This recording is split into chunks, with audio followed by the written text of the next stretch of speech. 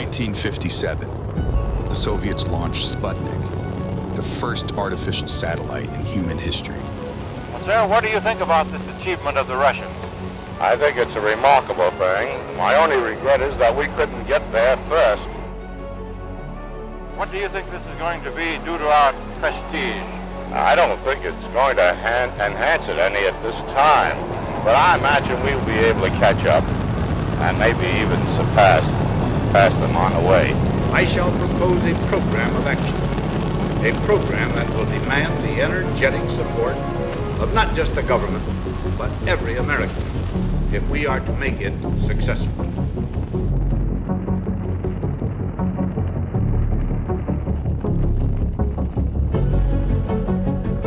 At the time, you have all these pilots that were flying planes in World War II, and they come back and they're like test pilots. So as we're getting newer planes and newer equipment and everything, they're flying them. I mean, stick and rudder style. They're physically flying the craft, and it's like the most dangerous profession you could be in because they're pushing the boundary, and a lot of them, the planes explode or whatever, and so they get pretty used to just people dying, but just kind of a different breed of character compared to what a lot of people are. You know, if you had a profession where, say, 1 in 10 guys that enter it die, you probably would think twice about doing it. If you're routinely having funerals for your coworker, yeah, you know, but it seems like none of them really, just like anything, ever thought it would be them. It's just like, oh, well, yeah, Bob had a bad day up there. He lost control or whatever.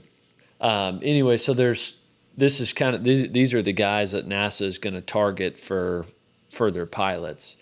But in the NASA program, what they're going to be doing is sending up almost like a human cannonball. They're just going to like propel somebody up with a rocket.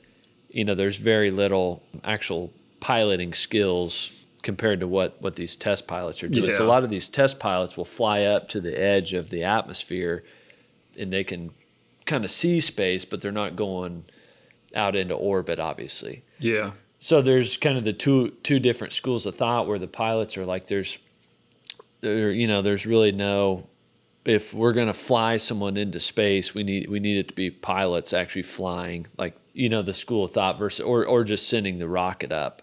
And so a lot of people thought if we're going to do it, it needs to be how we've been flying planes, and someone needs to be stick and rudder and fly that plane up into space. That's how it needs to be done. But NASA created their program, what would go on to be that Mercury program.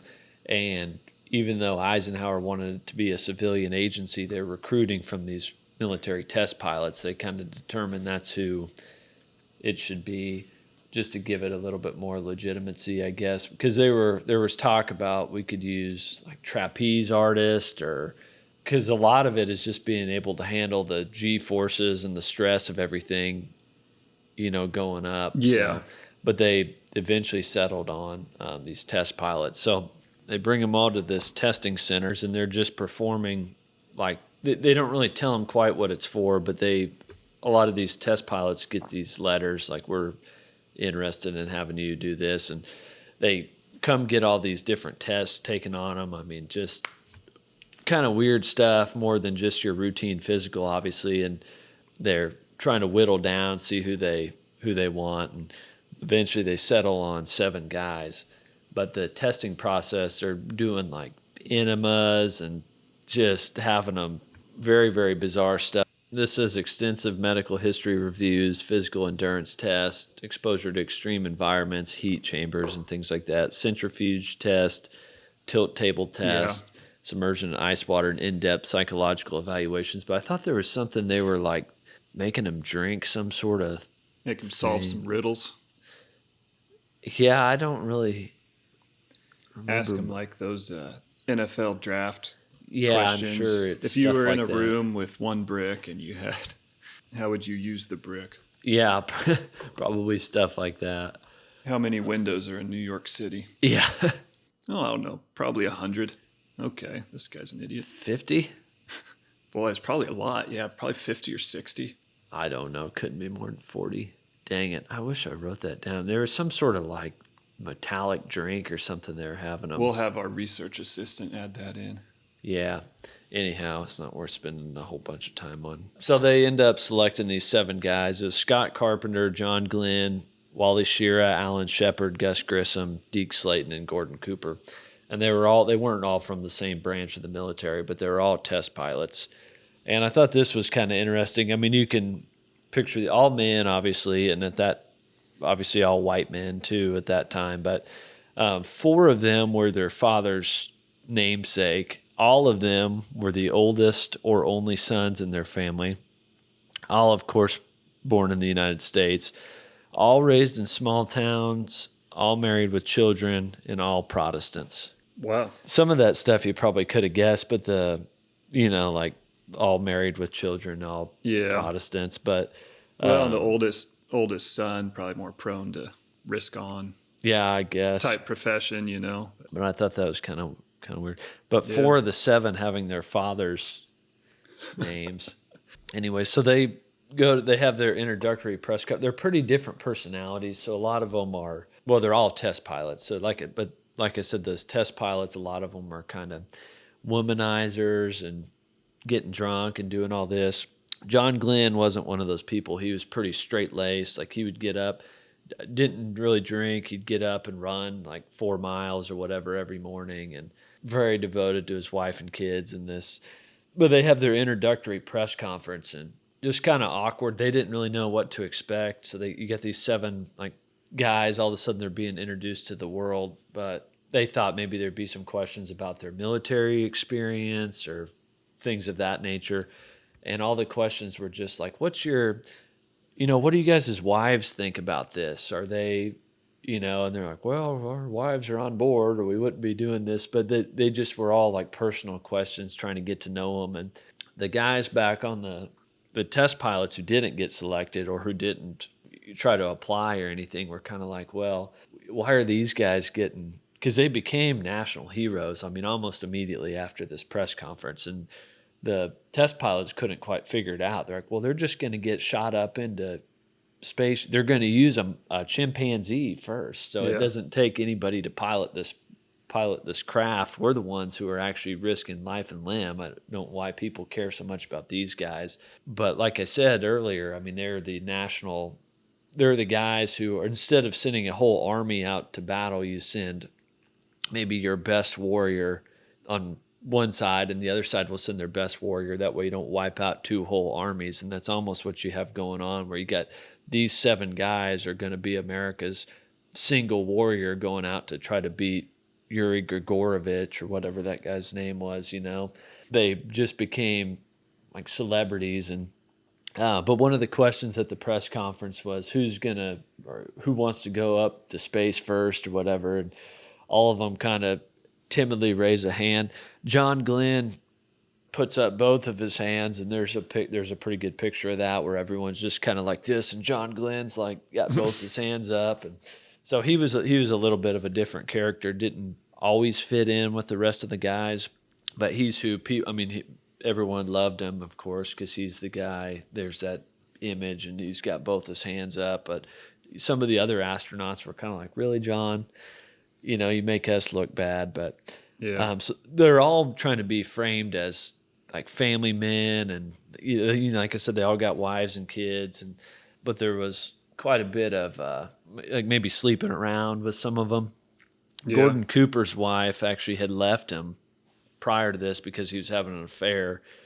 Well, then they had that press conference. He said he had a good, stable marriage, and then actually convinced her, Trudy was her name, to come live with which she did, but they were separated at the time. So there's a lot of that public projecting isn't always quite. Like a politician kind of just. Yeah, that's exactly right. So, but Glenn and Scott Carpenter, they were pretty tight. There became like 2 separate groups. There was the other 5 guys, and then Glenn and Carpenter were kind of hanging out together, because they were more straight-laced, where the other guys were a little bit more wild. But they became famous. They got a Corvette deal where they got to lease a Corvette for like $1 a year, which all of them except for John Glenn took.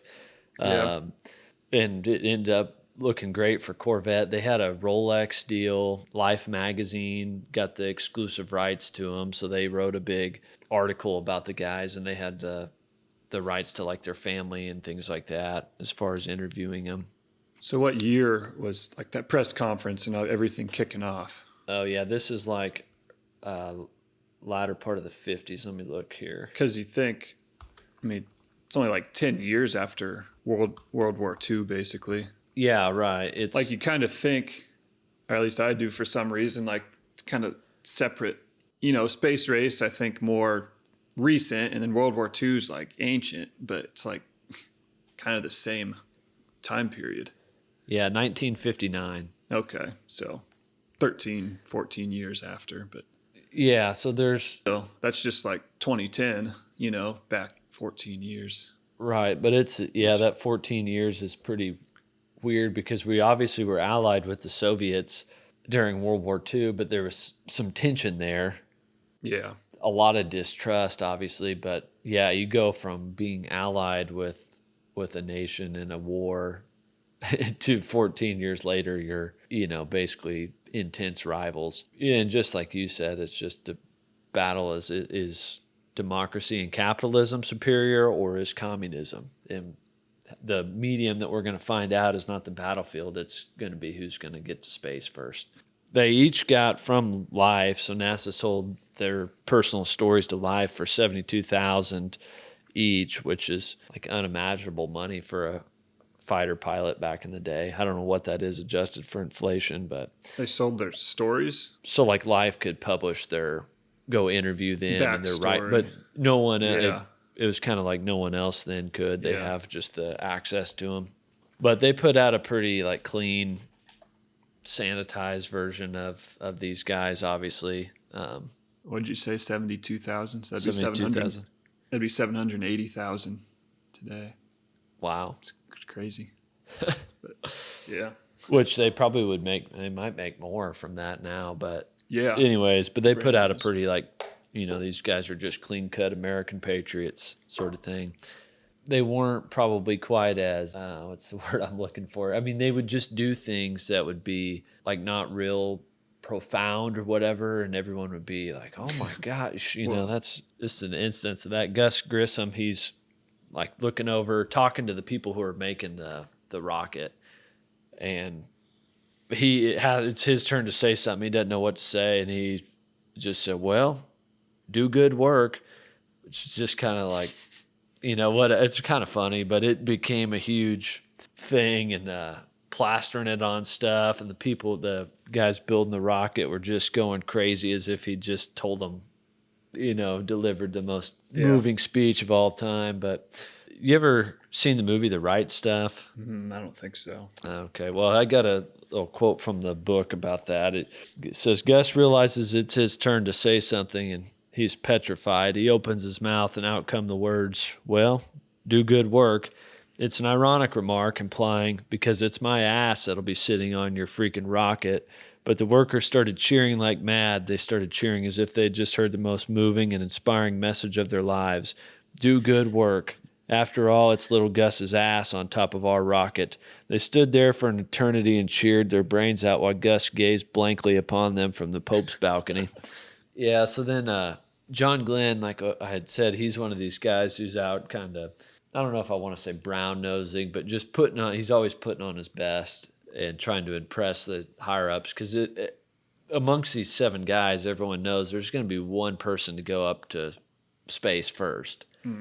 And they think that's going to be, do you know who went to space first? What are the 7 names? See if I can guess. Alan Shepard, Deke Slayton, Gus Grissom, Gordon Cooper, Wally Schirra, John Glenn, Scott Carpenter. Glenn and Shepard are the only names I know. I know Shepard was the one who golfed on the moon. Maybe. Yeah, I don't know for sure. It was Alan Shepard. But they thought like whoever's going to go up to space first is going to be remembered, in every history book. He'll be, it'll be George Washington, Jesus, and Alan Shepard, which isn't really how everyone knows Neil Armstrong, of course. Sure. But they didn't know that someone was going to walk on the moon and like just sending someone up into suborbit isn't going to seem that impressive. But they thought like, man, whoever this first person is, he's going to be it for posterity's sake, and every school child forever in America will remember his name. So Glenn is obviously pining for that spot, and like I said, he wasn't the most popular guy. It's hard to say who deserved it not being there, but he was the guy who'd get up, run 4 miles every day, and he was always at every training thing. He wasn't out carrying on and everything. So that eventually comes to a head between these guys, and John Glenn pulls them in a room and it's like, we're trying to put on this, like, we're going to be clean cut American heroes, and you guys are out rabble rousing and having a good time. You need to get your act together, which the other 5 guys, like I said, Carpenter was he looked up to Glenn a little bit and was friends with him, but the other 5 guys didn't really appreciate that. They're like, who the hell is this guy getting us in a room and lecturing us about anything? He's just one of us, he's not the head of NASA. He's just another astronaut. So they decided to put it to a vote amongst the 7 of who was going to go up first, which was kind of a controversy because Glenn's trying to impress these higher ups, but he's not making friends with these other guys.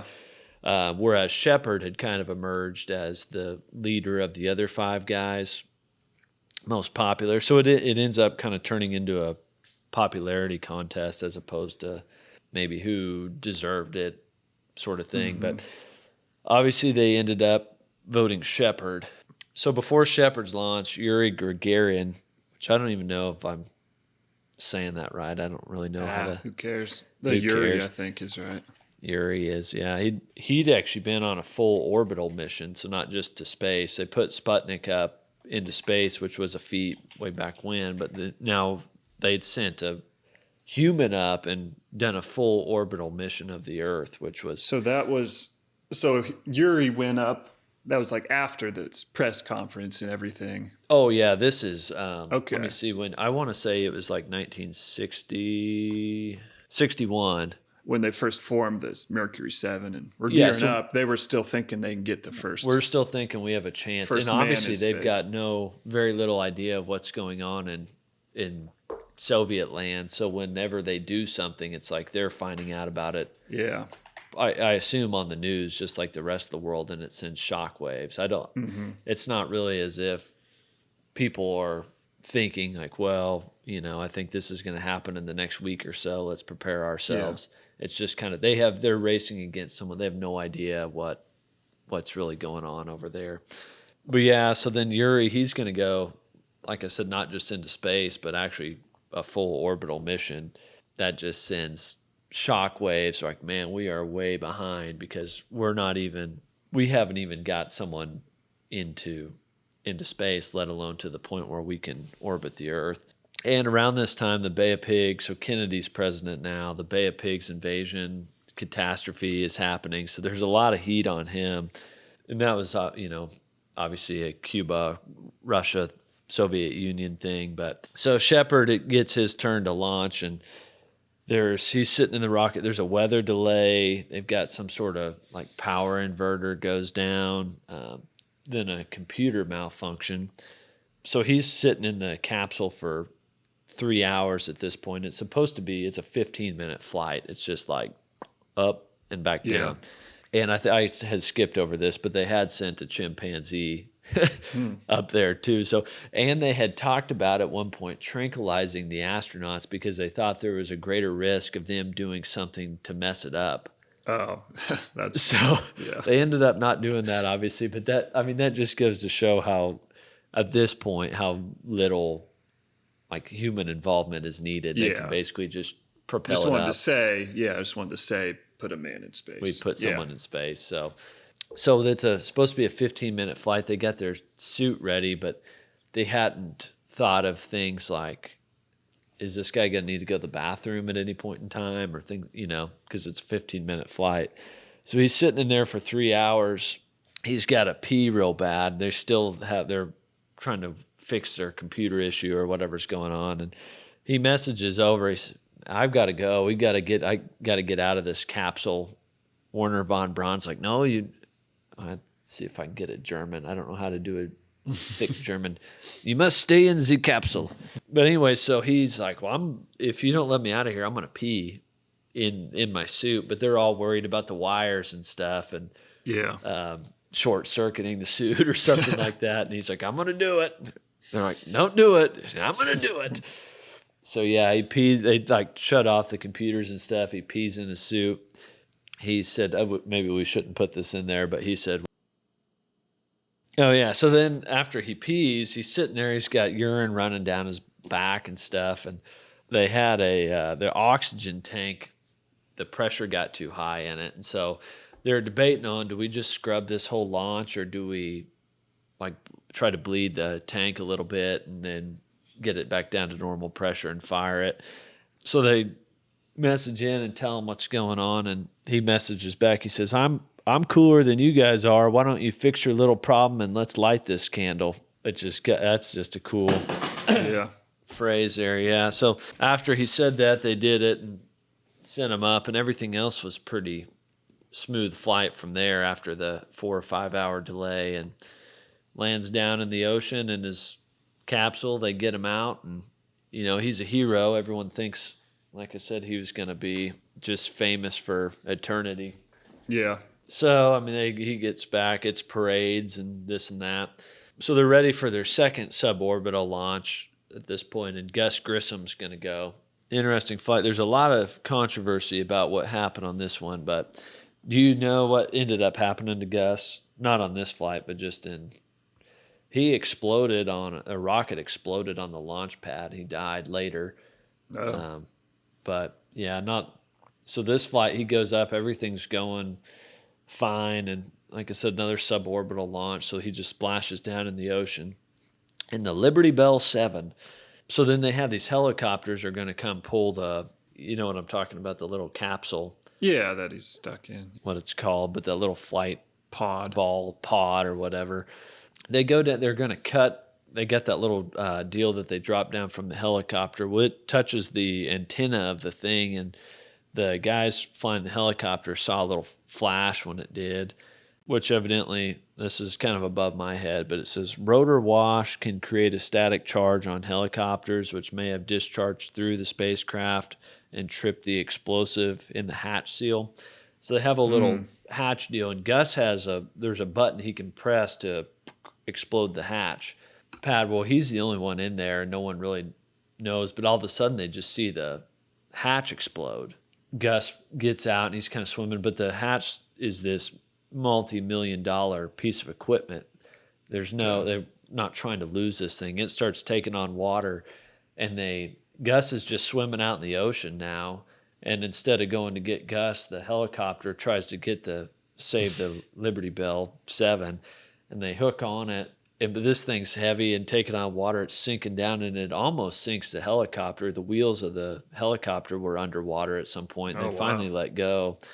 And then at this point in time, Gus is flailing about in the ocean. His suit's taking on water, so they finally get him and bring him up, and he's all bent out of shape because they, went for the $1 million piece of equipment. I saw what you did instead of Gus. Yeah.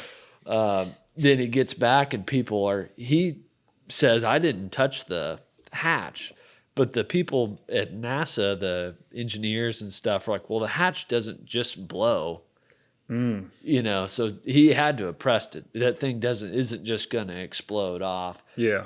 So there were murmurings that like, oh, maybe Gus lost his cool in there. And in the Right Stuff book, that was kind of what Wolf had said, is like, oh, he probably lost his cool. The hatch doesn't just explode. From what I was looking at, they say now they think with the helicopter guys' reports of the little spark they saw when it touched the antenna, they think that it's more likely that and they actually ended up going down and recovering that thing at the bottom of the ocean now, so you can go look at it and see it and stuff. But yeah, they think it's more likely that the static electricity or whatever popped the hatch than it is that Gus pressed the button. But Gus claimed he never did, but there was a lot of rumors circulating around that he lost his cool. But that didn't seem to matter to the American public. He was just a hero afterwards, and sure, just happy that he was alive and everything like that. So now it's time they're going to do their first orbital flight. I think we might have talked about this incident on. Glenn's going to go up now for the first complete orbital flight, but one of their launches gets scrubbed at the last second, so he's in his suit. LBJ's waiting in a limo or something, some sort of car outside of Annie Glenn's house, and Annie she's got a real bad stutter at this point in time, and just not like a real public type of person. From what I remember, I don't think she was a real big Johnson fan anyways, but he's like, oh, you guys got to let me in, and we're going to go sit down and have this moment with the astronaut's wife. And so they patch into the little pod or whatever John's in, and they said, John, can you talk some sense into your wife? She's not, we got the vice president's out here. He's angry that your wife won't let him into the house. We got a whole bunch of reporters buzzing around, and we'll get her on the line. Why don't you talk some sense into her? Which would have been probably a normal thing to think, I guess, at that day and age, the early part of the 60s. It's, okay, yeah, I'll talk some sense into her. Well, so they get Annie on the phone, and he says, well, yeah, whatever you want to do, Annie, I'll support you 100%. But they have the Thomas Wolfe quote from the book. He says, there's John, covered with sweat, drawn, deflated, beginning to feel very tired after waiting for 5 hours for 367,000 pounds of liquid oxygen to explode under his back. And the hierarchy of NASA has one thing on its mind, keeping Lyndon Johnson happy. LB, like I said, he's got all 3 TV networks there at the house demanding to come in. And John says to her when he finally gets patched through, look, if you don't want the vice president or the TV networks or anyone else to come into the house, then that's it. As far as I'm concerned, they're not coming in, and I will back you all the way 100%. And that just hacked off the NASA guys. They're like, we're not going to send them up. But then the other astronauts, even though they had somewhat of an issue with Glenn, there was still that brotherhood where they said, if you do that, then we're all out of this thing. And so They ended up backing down, and they let Glenn go up another time. But, yeah, just kind of a cool story. So he didn't go? No, he didn't let him in, no. Well, he didn't launch then that day? Oh, no, this is like an aborted launch. Oh, but okay. They did send him back up. But they were after that, they wanted to to not send. They were going to send another astronaut in his place because he didn't follow the orders. Was it like a prearranged publicity thing, and then she got cold feet, or they just showed up? I think he just showed up and wanted, didn't think there was any way that she wouldn't want to. Yeah, she wouldn't say no, and he thought they had the right to it, obviously, or he was just vice president. Yeah, yeah. So they just showed up, and she said, "They're not. I don't want them in my house." You guys more just all the cameras, or just didn't like LBJ? Well, she had a real bad stutter. Okay. So I think she didn't want to. Just wasn't comfortable. Yeah. Yeah, wasn't really comfortable with it. Wow. But yeah, the NASA higher ups, they didn't really like that. But all those guys put their, it wasn't a huge beef with John aside, I guess, but they certainly weren't as tight with him as they were with the other guys, and had some issues with him because he was trying to moralize a little bit and thumb down his nose at him, I guess it sounds like. Ultimately put the brotherhood of flying and above all that and said, if you do that, this is over for all of us. So NASA kind of backed down. But there's this tension that develops because the people who are building the rockets and the NASA people are like, well, these astronauts really, we're the ones doing the work. We build these rockets and send them up. We don't really need them, but they're all, they run around like they're big shots around here and kind of boss us around. And kind of another interesting dynamic, I guess, is just how the people who are building the rockets maybe felt about how famous these 7 guys were versus the whole program. Yeah. It's kind of like the offensive lineman who, doesn't get any credit, but when, the quarterback or whoever's always going to be on the cereal box sort of thing. So then Glenn ends up going up in the Friendship 7. So he does 3 orbits, and I wish I understood this stuff better so I could just talk about it as opposed to having to read these things, but I don't understand rocket science very well. So when John Glenn orbits, how long after the Soviets was that? Like Oh yeah, that's a good month? question. Like Oh no, just a couple no, no. months or years? I mean, what, When we say he went up 61 was 61, he's 62. Glenn was February of 62. so 10 months. This says April. Yeah. Okay. So then going back, I guess before you get back into it, when they formed the program, did they announce a goal like landing on the moon or just getting a guy in space? Did they announce like No, they what weren't the thinking. goal of the program was? Just, Right. Yeah, it was just to get a man in space.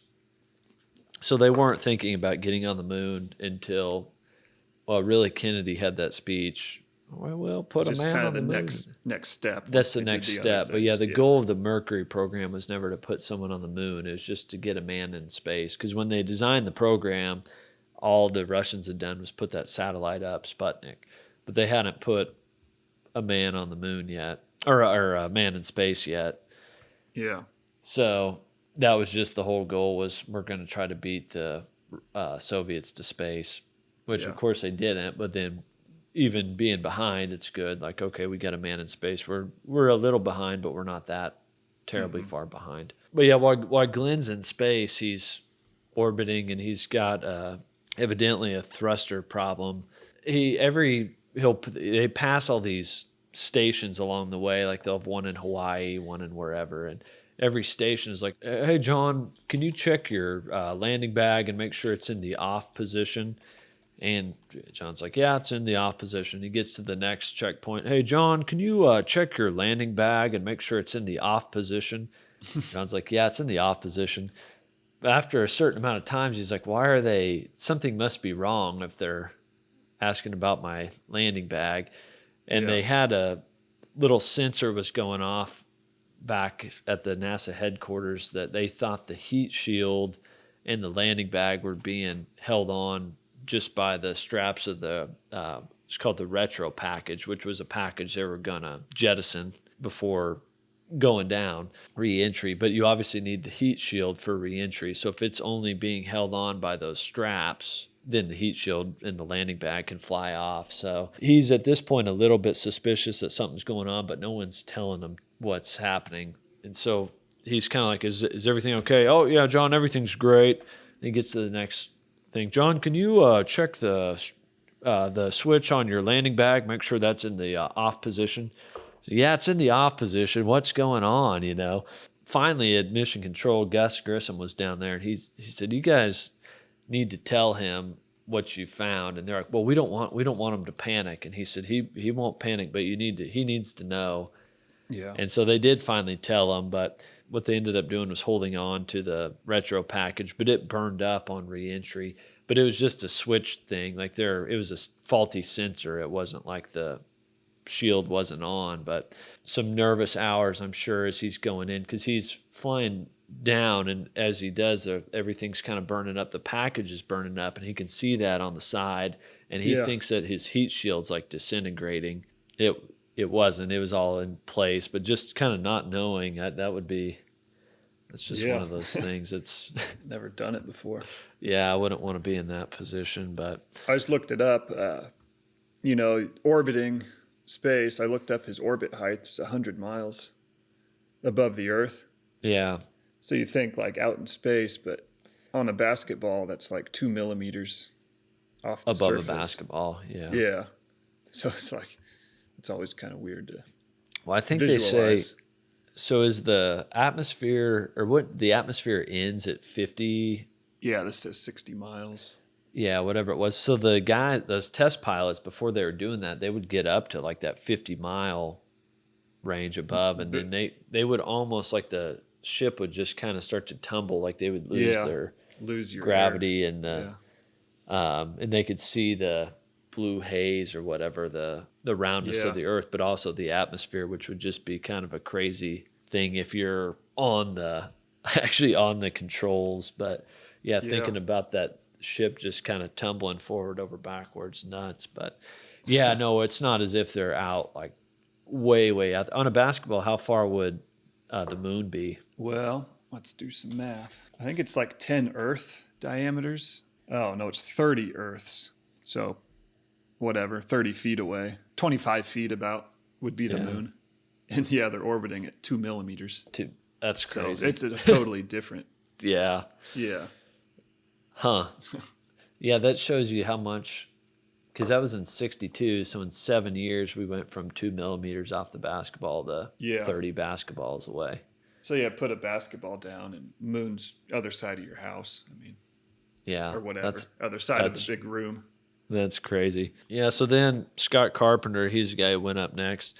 Everything went pretty good. It was another orbital flight, but he was doing, I can't remember how many orbits he was doing, but more than Glenn. So every time they would just do a few more, but everything was pretty smooth until the re-entry. He had to like manually fire his stuff. He ended up overshooting where they thought the re-entry landing zone would be, because they always pick him up out of the water, and they couldn't find him for like a half hour, and people were getting kind of concerned because they'd cover him live, you know, on Walter Cronkite's on air talking about it, and they can't find this astronaut. No one knows, because his something with, maybe it was his thrusters, maybe that's what I was thinking about, but somehow he had to like manually do it, which is why you don't want your astronaut sedated like they were talking about doing earlier. But he ends up overshooting. They found him. Everything was fine with it, of course. But the last guy to go up was Shira, and his was just kind of a textbook flight after that. But when Carpenter was up there before that, he was doing they had him doing a bunch of like scientific experiments and things. And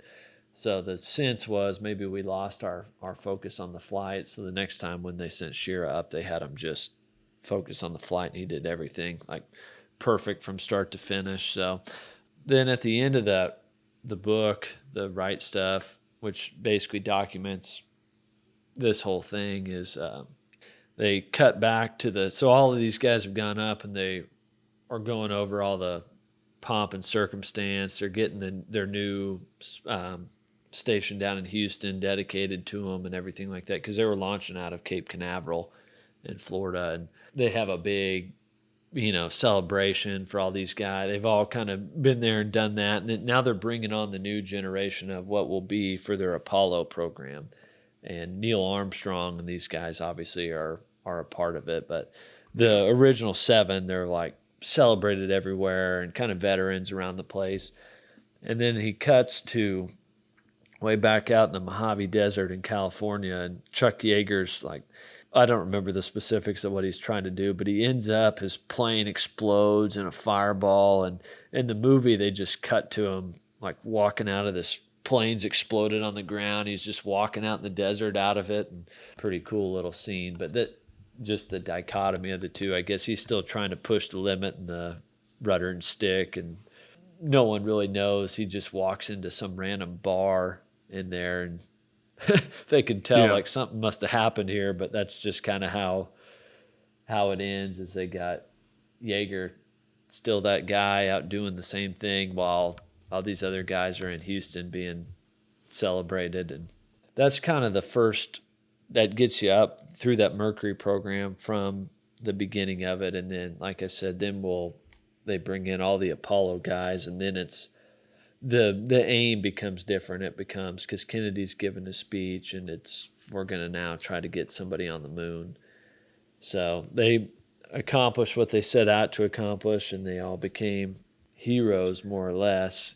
And some of them continued in the Apollo programs, like Shepard, I know, went up. And let's see, who's walked on the moon? They said there's like 13. Harrison Schmitt. Yeah, so the only guy who did it was Shepard. Neil Armstrong, Buzz Aldrin, Pete Conrad, Alan Bean, Alan Shepard, Edgar Mitchell, James Irwin, John Watts Young, Charles Duke, Harrison Schmitt, and Eugene Cernan. That basketball thing is crazy. I never really had thought too much about that, but that shows you the difference between what we were doing in 7 years. Because I was thinking in 50, when did the Wright brothers first go up? That was like 1902 or something like that. Yeah, that's crazy too. If you just look at that whole timeline, so it's only like 50 years. Yeah, from flying to their first flight was 1903. So from 1903 to 61. So guess how far away Mars would be from a basketball then? If the Earth is the size of a basketball. Moon was 30, what do we say, 25 feet. I would say a mile. Yeah, 1.5 miles. Oh, So that's crazy.